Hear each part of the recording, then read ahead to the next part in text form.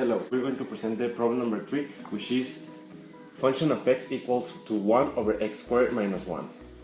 First we need to find the restrictions and domain of it. So we can make this function x minus 1 times x plus 1. Then x we equal it to 0 and we got that x equals to 1 and x equals to minus 1. So we can see that the domain is x equals to all the real numbers except 1 and minus 1. For the x and y intercepts, first we are going to find the x-intercept. So all the whole function is going to be equalized to 0 as such. Then we isolate x and we get that x equals to 1, so the x-intercept does not exist. And for y, we change all the x's for 0 and we got 0 over 1 over minus 1, which is minus 1, and so the y-intercept equals to 0, minus 1. For part C, we need to find the symmetry. So the whole function is going to be f of minus x equals to 1 over minus x squared minus 1. So then the minus x multiplies it by itself, giving us x squared minus 1. So f minus x equals to fx, making the whole function an even. So first we have to get the first derivative of our function, and as it is a fraction, we have to use quotient. So we eliminate this part and we continue with this, which is f of x times the prime of g of x, and g of x to the square, which will give us that the first derivative of our function is minus 2x over x squared minus 1 to square.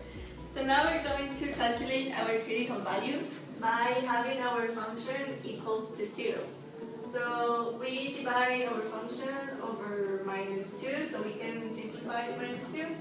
We pass this part to the other side, 0 times this is 0, so x is equal to 0. So now we're going to calculate our critical point by substituting the critical value in our original function. So f of 0 is equal to 1 over 0 squared minus 1, which will give us 1 over minus 1, which is minus 1. So our critical point is going to be 0, minus 1. So this is our t-chart. These are the intervals of the graph. These are the values that we chose, which are between the intervals. And we substitute this in our prime derivative, our first derivative. So in the first value, we got a positive result, so it's going to be a positive graph. In our second value, it's a negative result, so then the graph is negative. And in the third, it's also negative, so our conclusion is that the last graph is also negative.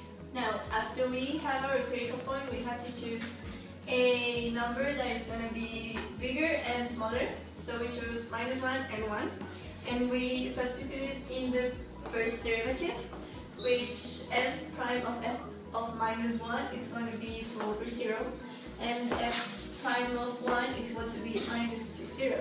And since it is positive on the right and negative on the left, then our critical point is going to be our maximum. The result we got from the second derivative, we're going to equal it to 0 to get the concavity test. Now, to know the inflection point, we're going to leave x alone. Since this is an imaginary number, there is no inflection point.